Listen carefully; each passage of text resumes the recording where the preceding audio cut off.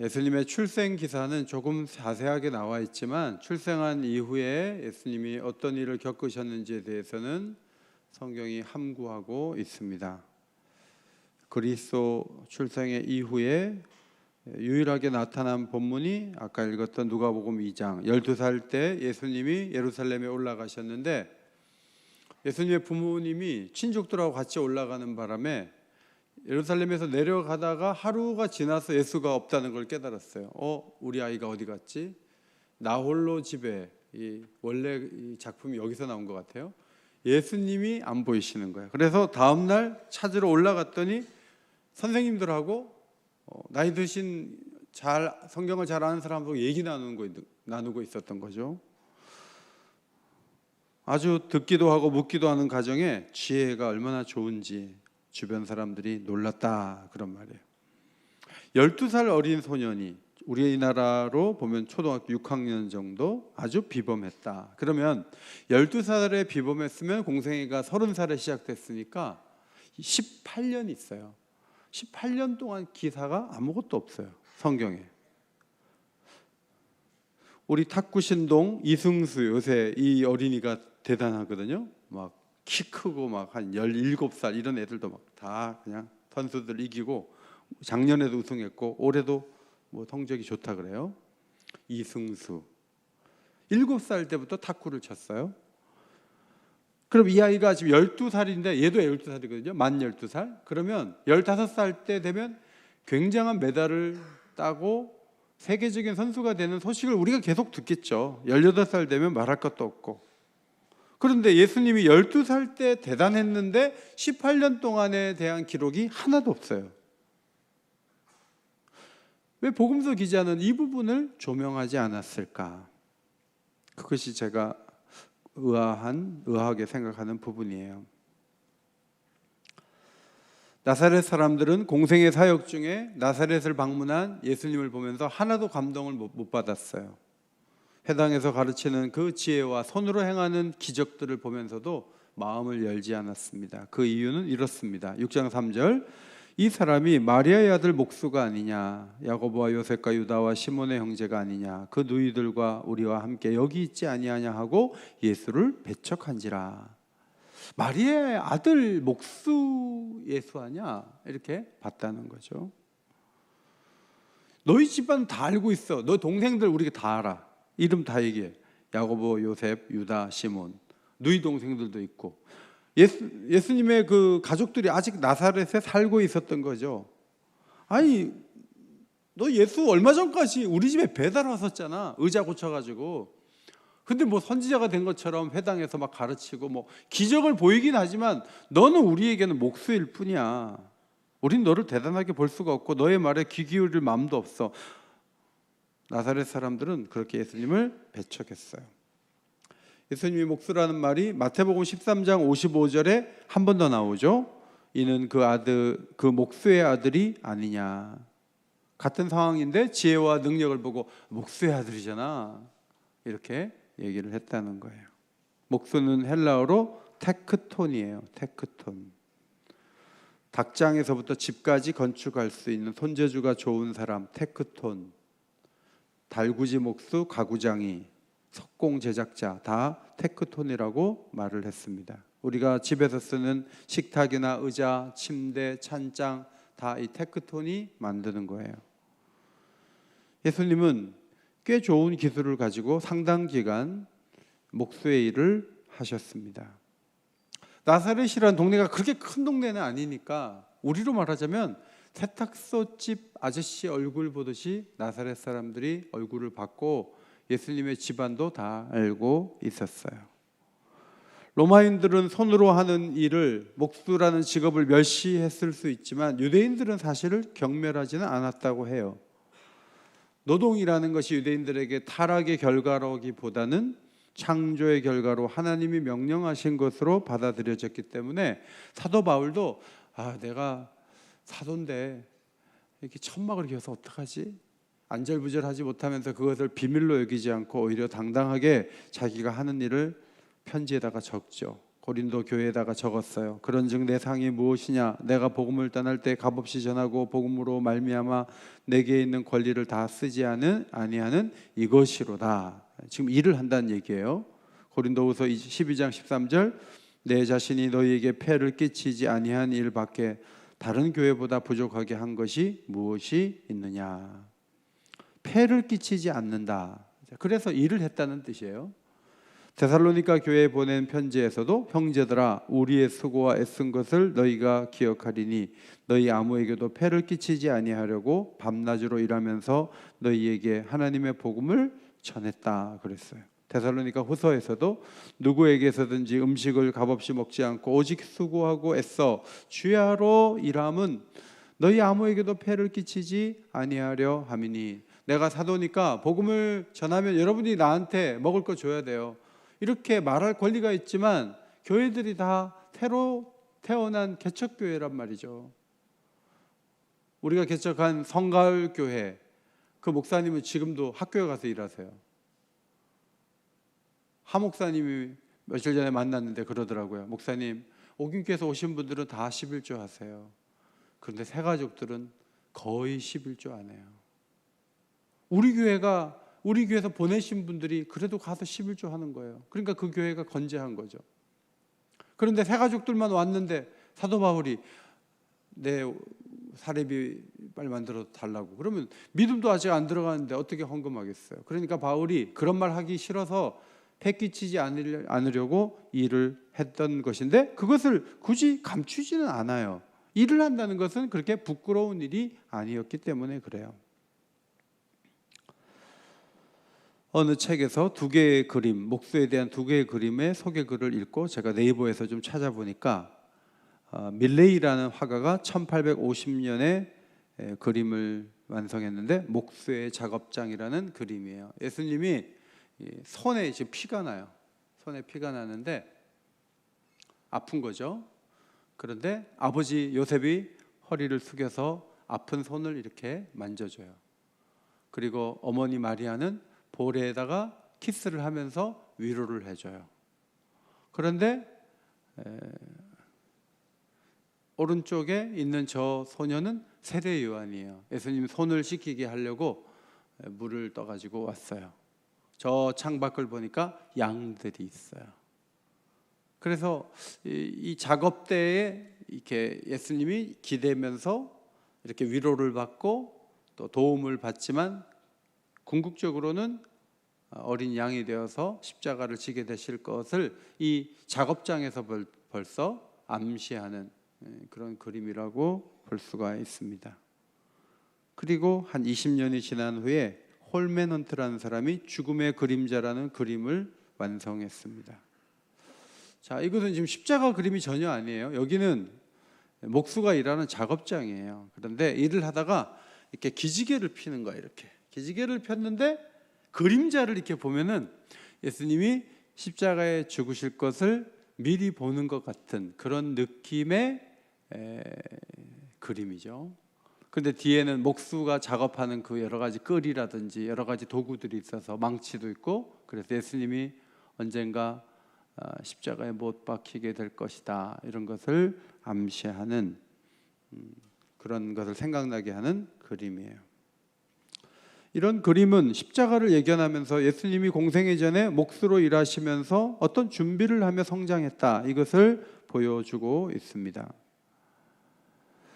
예수님은 3년의 공생애를 사셨지만 집에 있었던 시간이 30년이에요.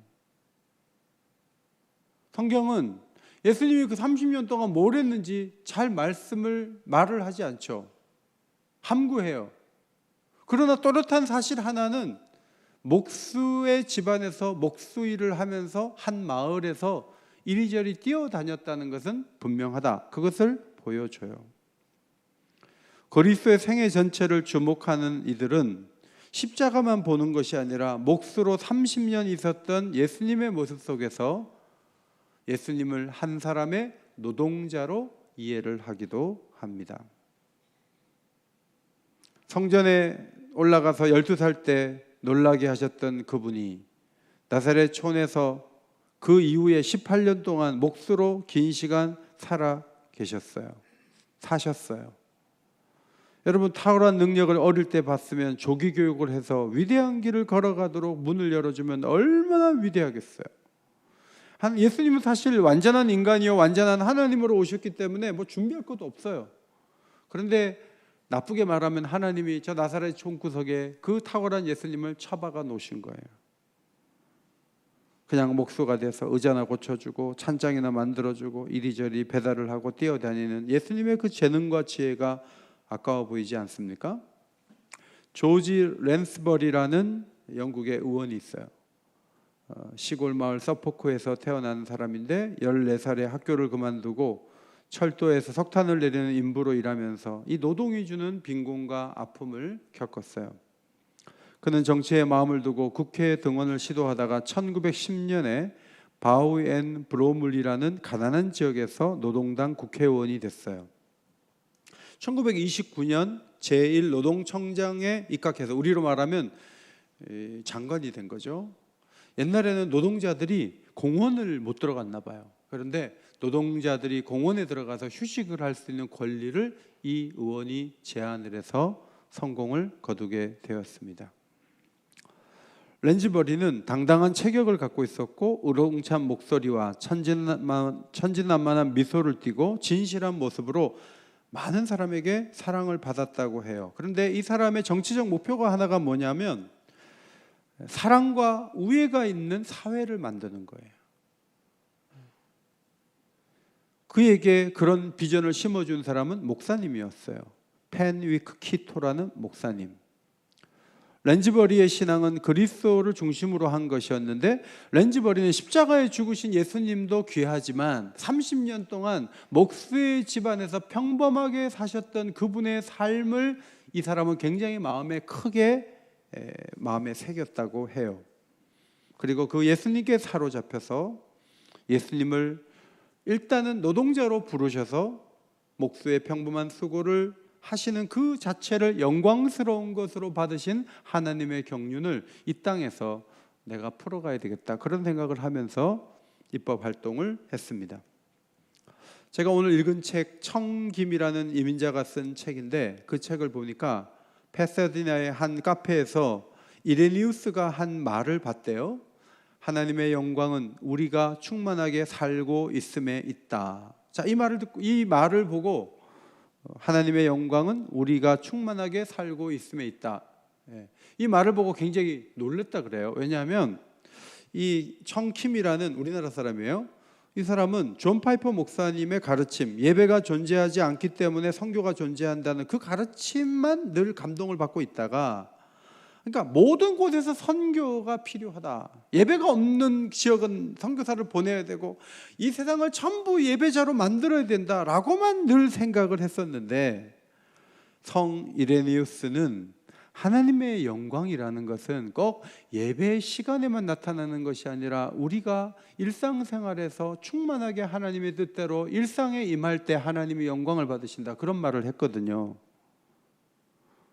일상을 잘 살면 하나님께 영광이 된다, 이 말에서 굉장히 그는 자유함을 얻었다고 해요.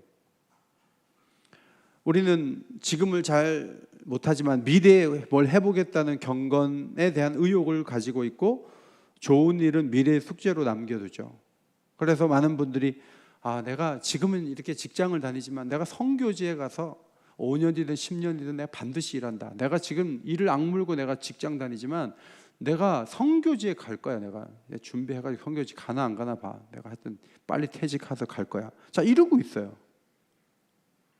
제가 우간다에 갔을 때 어떤 목사님은 담임 목사직을 내려놓고 우간다에 선교사로 오셨어요. 그분은 어떤 생각을 했냐면 내가 선교를 해야 된다, 내가 담임 목회를 하는 것은 하나님께서 주신 사명이 아니다, 내가 선교를 하는 게 더 위대하다, 그렇게 생각하고 우간다에 오신 것 같아요. 그러나 여러분 잘 생각해 보세요. 하나님이 제가 담임 목사직을 내려놓고 우간다에 가야만 하나님이 영광을 받으실까요? 저는 오늘 금요기도에 오전에 이렇게 준비를 하면서 이 자체가 하나님께 영광이 되지 않을까? 그런 생각을 했어요. 어제도 신방을 갔는데 너무 그 성도님이 저희를 기쁘게 받아주시고, 그래서 얘기하다가 막 한 2시간 정도 신방을 한 것 같아요. 그냥 얼마나 말씀을 잘하시는지. 코로나 이후에 이렇게 교회를 온 거 저도 기쁘고, 그 가정을 방문하고 나오는데 얼마나 제 마음도 기쁜지. 오늘 금요기도에 나와서 함께 예배드리고 성도들과 어울리는 시간은 아무것도 아니고, 나는 무조건 선교지에 가야지 하나님이 나를 받으신다고 생각한다면 그 목사님은 얼마나 우울하게 보낼까요? 몫으로 예수님이 나사렛에서 재능을 썩히고 의미 없는 시간을 보내신 것이 아니라 일상을 살아가신 30년을 보냈다는 것이 성경의 메시지예요. 따라서 우리가 신앙적이라고 말하는 그 부분의 시간을 항상 늘 예배 시간 한두 시간에 걸어놓는 것은 상당히 위험한 태도예요. 여러분 교역자가 아니기 때문에 대부분은 한두 시간 외에는 다 밖에서 생활해요. 교회에 와가지고 예배를 드릴 때 이때만 하나님이 나를 받으신다고 생각하면 여러분은 늘 어떤 경건의 시간이 부족한 것 때문에 늘 마음이 아프고 힘들고 고민스러운 시간을 보내고 있는 것이 틀림이 없어요. 우리는 사회 한 모퉁이에서 자신의 역할을 수행하며 살아가는데 많은 시간을 보내요. 한전에 다니시는 분은 전기 공급이 가능하도록 어떤 역할을 하고 있고, 은행에 다니는 분들은 고객들이 경제활동을 할 수 있는 한 부분을 돕고 있어요. 예수께서 몫으로 계시면서 어떤 집에 가구를 만들어주고 수리해주고 갖다주고 가지고 오고 하면서 꽤 많은 시간을 보냈을 거예요. 그 시간이 가치가 없다면 노동자들의 삶에 쉼을 주고 여유를 주는 그런 일을 정치적 시도로 감당할 수 있는 국회의원이 나올 리가 없는 것이죠. 렌즈버리의 경우 노동자의 지위 향상을 위해서 지금 말하는 노동운동과 같은 그런 일을 하지는 않았어요. 그는 자신이 노동하는 이들에게 속해 있고 그들과 함께 일하고 그들과 같은 생활 방식을 영위하는 과정에서 평범한 목수의 삶을 살아가신 예수님을 따르려고 노력했다고 합니다. 예수님의 공생의 3년의 10배의 시간은 목수의 집에서 30년이었어요. 우리가 몫으로 살아서 구원받는, 예수님이 몫으로 살아서 구원받는 거 아니에요. 주님이 몫으로 살았기 때문에 우리도 나무 자르는 정도의 기술은 배우자는 그런 말씀을 드리려고 하는 것도 아니에요. 우리의 일상의 삶을 좀 더 소중한 것으로 만드는 데 있어서 예수님의 몫으로 노동한 시간이 가치가 있고 의미가 있다, 그런 말씀을 드리고 있는 거예요. 나사렛 사람들이 죄가 있어서 목수하면서 비하하는 태도를 보였죠. 그리고 예수님의 동생들의 이름을 들먹여요. 나사렛에서 필요한 어떤 물품을 제조하고 공급하는 그 일에 대해서 그들은 의미를 부여하지 않았지만 예수님은 내가 30년 동안 헛된 시간을 보내고 말았어, 그렇게 말씀하신 적이 없어요. 교회에 오면 몇 시간만 의미가 있고 회사를 다니는 시간은 불필요한 시간이고 불경건한 시간이라고 이원론적으로 생각하는 것은 성경이 가르치는 바가 아니에요.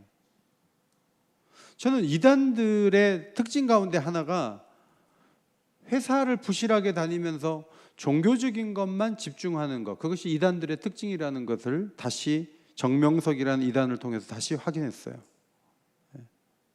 정명석 이단에 빠진 사람이 3만 명 정도 된다 그래요. 정명석이 성추행을 하고 감옥에 10년 가 있었는데 그 시기에 엄청나게 더 부흥했다 그래요. 그런데 거기에 빠진 사람들을 가만히 보면 직장생활 제대로 하지 않아요. 그냥 거기에 와 있어요. 그리고 다른 일을 안 해요. 건전한 신앙인들이 진실하게 자기의 역할을 직장에서 잘 감당하는 것이 얼마나 중요한지 몰라요. 저는 얼마 전에 저희 어머니의 병에 대해서 수요일마다 가족을 불러서 설명해 주는 의사 3분과 간호사를 만났어요. 그런데 그분은 진지하게 이 병이 왜 왔고 현재는 어떤 상태이고 앞으로 치료의 전망은 어떠하다, 이것을 22분 동안 말씀을 하셨어요. 그리고 질문을 받아요. 그리고 얘기를 하는데 저는 너무 놀랐어요. 왜냐하면 제가 정기적으로 병원에 가는데 의사를 만나는 시간은 2분 40초예요. 짧으면 1분 50초에 끝나는 경우도 너무 많아요. 30분이면 3분짜리 환자를 10명 만날 수 있는 시간이에요. 그런데 그 바쁜 대학병원에서 무슨 환자를 불러가지고 그렇게 의사를 동원해갖고 얘기를 하느냐고요. 제가 그 의사를 수소문해 본 결과 어느 교회 안수 집사님이셨어요. 저는 그래서 굉장히 감동이 됐어요. 이 의사의 우선 가치는 많은 환자를 돌보고 돈을 버는 데 있는 게 아니구나. 이 사람은 환자에 대한 어떤 가족에 대한 배려와 설명, 그 모임을 준비하기 위해서 간호사가 전화를 했는데 간호사가 이런 것도 물었어요. 환자를 돌보는 가족들은 건강하십니까? 아니, 지금 환자 얘기하기도 바쁜 세상에 무슨 환자 가족이 건강하고 아들은 건강합니까? 며느리는 건강합니까? 그런 걸 다 물어요. 그런데 그 뒤에 가만히 보니까 여기에 기독교 정신이 있는 거예요. 여러분, 우리의 삶 전체가 하나님께 영광을 돌리는 도구가 될 수 있다는 것을 믿으시기 바랍니다. 이것이 너무 중요해요. 제가 아는 노회 리더 중 어떤 분은 노회와 총회를 하기 위해서 자신이 운영하는 어떤 사업체가 있는데 수련회 3일짜리는 보통 와서 시간을 보내시고 노회일, 총회일 열심히 하세요. 그분 전에 저하고 같이 임원을 했던 분인데, 그래서 저는 굉장히 바쁜 분이거든요. 근데 3일짜리 수련회를 잘 오신단 말이에요. 목사님들이야 교회를 하니까 가서 수련회 동참해서 훈련 받는다 치고, 이분은 여러 직원을 움직이면서 굉장히 바쁘게 일하시는 분인데 자꾸 오니까 제 마음속에 이런 생각이 들어요. 혹시 이 장로님은 총회와 노회 일과 교회 일만 하나님의 일이라고 생각하는 거 아니야? 그래서 그냥 회사 일은 빨리빨리만, 자기가 이제 경영주니까 빨리빨리 막 맡겨놓고 그냥 수련회에 와서 그냥 시간을 보내는 거 아니야? 만약에 그렇다면 문제가 있는 거예요. 예수님께 이 부분을 적용하자면, 예수님은 30년 동안 예루살렘에 올라가 나이든 선생들과 토론한 것 외에는 의미 있는 일을 한 가지도 안 했어요. 그런 것에 대해서 성경은 정보를 제공하지 않아요. 그러면 사복음서 제자들이 너무 많은 중요한 부분을 놓친 거예요. 그런데 성경이 놓친 게 아니고요, 몫으로 사셨다고 얘기하는 거예요. 나사렛 사람들이 다 알 정도로 몫으로서 자신의 삶을 충실하게 살았어요. 사람들에게 제대로 평가를 받지 못했죠. 사람들은 오랜만에 나타난 예수님을 반가워하기보다는 배척하고 업신여겼어요. 그러나 예수님 자신은 그 일에 대해서 속상하고 헛된 시간을 보냈다고 한 번도 생각하신 적이 없다는 거예요. 어쩌면 그 배척하는 사람들의 집에 예수님이 하나님의 아들로서 오셔서 십자가를 지시기 전에 책장 하나를 주문받아서 잘 짜놔서 그 집에 제공을 했는데, 그 집에서 그 책상을 쓰고 있다고 해봅시다. 그거는 어떤 책상이에요? 하나님의 아들이 만든 책상이에요. 아주 잘 만들었을 거예요. 견고하게 만드셨을 거예요. 그분의 지혜와 꼼꼼한 그 손길로 정말 잘 만드셨을 거예요. 만약에 그 물품이 남아있다면 위대한 성당에 피에타가 있는 그 자리에 그 책상이 있을지도 몰라요. 저는 일상에서 최선을 다하는 우리 성도들을 존경해요. 일주일에 한 번 모여서 우리가 금요일날 기도해요.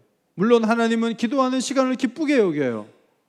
그러면 여러분이 일터에서 보낸 시간은 점수를 안 주시느냐? 아니요. 여러분이 일터에서 성실하게 일해온 그 시간들에 대해서 하나님은 점수를 주세요. 그 일을 통해서도 영광을 받으신다는 것을 기억해야 돼요. 따라서 긴 시간 회사에서 일을 의미 있게 진실하게 잘 감당하는 게 너무너무 중요해요. 다니엘은 두 가지 면에서 철저했잖아요. 하나는 경건 생활이 철저했어요. 그래서 기도하면 사자굴에 던진다 그래도 정확한 시간에 문 열어놓고 기도해요. 배짱도 있어요. 그러나 그는 시기하던 사람들이 어떤 문제를 발견하려고 해도 전혀 발견할 수 없었던 철저한 직장인이었어요. 느헤미야도 마찬가지예요. 왕의 곁을 떠나겠다고 했는데 그 요구하는 모든 것을 들어줄 정도로 왕이 호의적이었다는 것은 그가 그동안 어떻게 일해왔는가를 보여주는 거예요. 예수님은 일터에서 제자들을 부르셨어요. 집에 잠자고 있는 베드로를 깨운 게 아니에요. 그물을 내리고 아무것도 거두지 못하고 아침에 오고 있는데 바로 그 제자를 제자로 삼으신 거예요. 그 어부를 제자로 삼으신 거예요. 레위라는 사람이 집에 있을 때가 아니고 세간에서 일할 때 불러내셨어요. 여러분, 성경에 보면 아무도 낮잠 자다가 부름받은 사람은 없어요. 예수님은 한가하게 나무에 앉은 새가 아니라 공중의 새를 보라. 공중에 왜 새가 있죠? 새가 먹이를 찾는 거예요. 그런 새가 먹을 게 있는 거지, 잠자고 있는 새가 무엇을 먹을 수 있겠어요? 심지도 않고 거두지도 않고 창고에 모아들이지도 않지만 지금 새는 공중에 있는 거예요.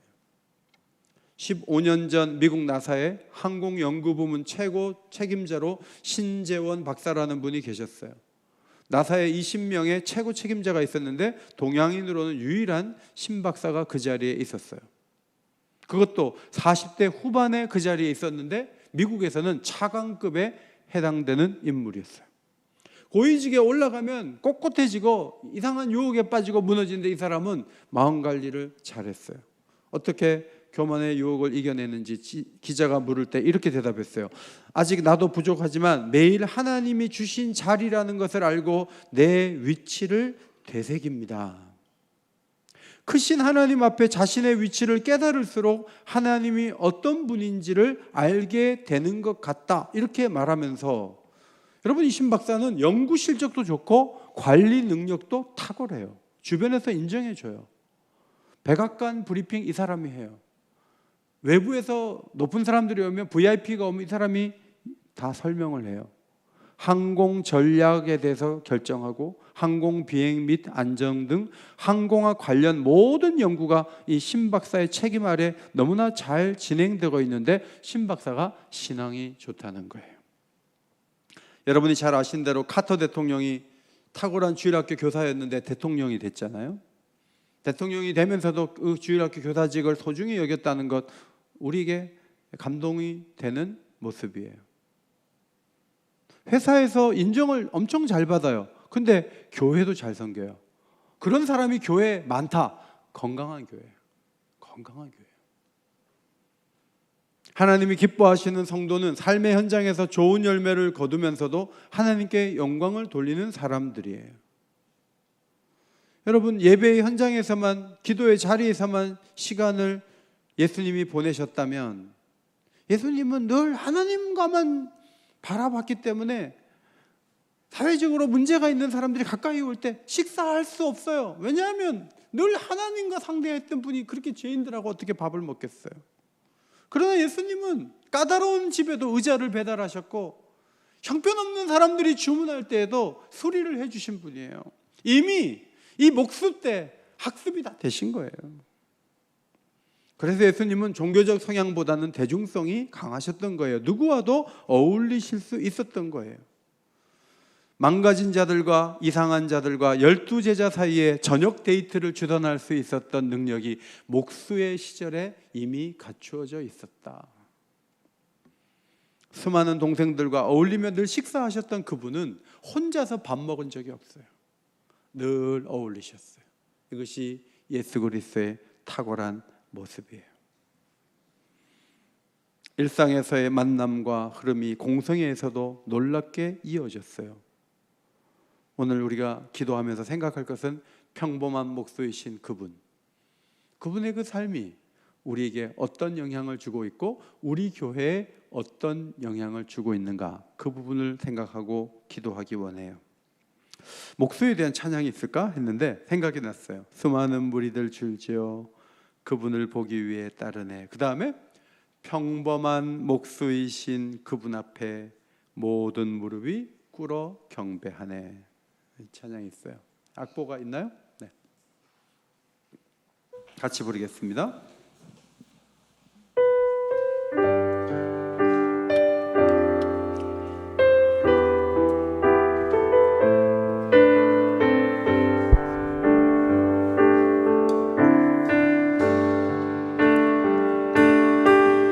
수많은 무리들이 줄지어 그분을 보기 위해 따르네.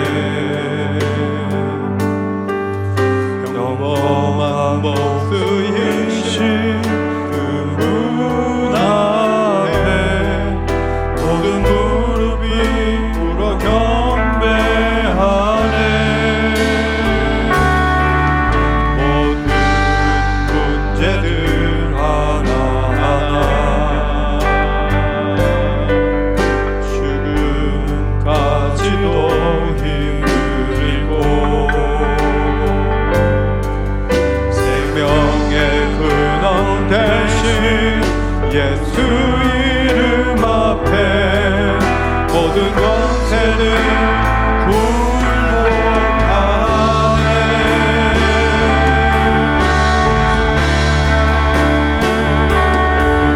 예수 이름 높이 새 능력의 이름, 예수 이름 높이 새 구원의 이름, 예수 이름 앞에 나오는 자, 예수 이름을 믿는 자, 예수 이름 앞에 나오는 자 복이 있도다.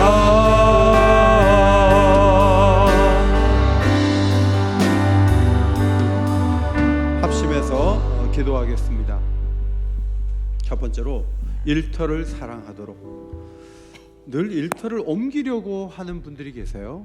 그리고 일터를 만족하지 않는 분도 계세요. 우리 교육자들 중에도 교회를 바꾸면 더 만족도가 올라가지 않을까? 나중에 만나보면 오긴교회가 좋은 교회였죠.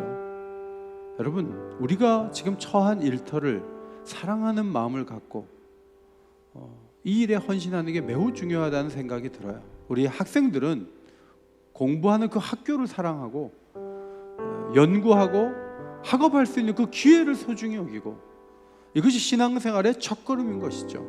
두 번째로 일터에서 인정받는 전문가가 돼야 돼요. 우선 일을 잘해야 돼요. 맡겨진 일을 제대로 못하면 그것은 허술한 거예요. 우리에게 주어진 모든 일들을 철저하게 감당해서 이 분야에서는 나를 따라올 사람이 없다 말할 수 있을 정도로 그 일의 전문가가 되고, 그 전문가가 된 그 실력으로 사람들을 섬기고 사회를 더 평화롭게 만들고 사람들에게 감동을 줄 수 있도록.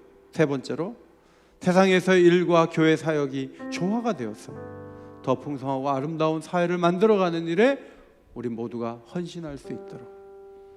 어떻게 보면 교회가 많지만 이렇게 어렵고 힘든 이유는 하나님 주신 사회에서의 일이 꼬여서 그래요. 그것이 너무나 제대로 감당하지 않기 때문에 더 어려워진 거예요. 일과 사역이 조화를 잘 이룰 수 있도록 특별히 이 부분을 놓고 기도하고, 우리 그리스도인들이 1000만 명이 제대로만 하면 우리 사회가 이렇지 않을 거예요. 이 부분에서 우리가 변화되고 새로워져야 된다고 성경은 가르쳐주고 있는 것이죠. 오늘 말씀을 기억하면서 이 세 가지 기도 제목을 가지고 다 같이 합심해서 한번 기도하도록 하겠습니다. 합심해서 기도하겠습니다. 하나님 아버지, 은혜를 감사합니다.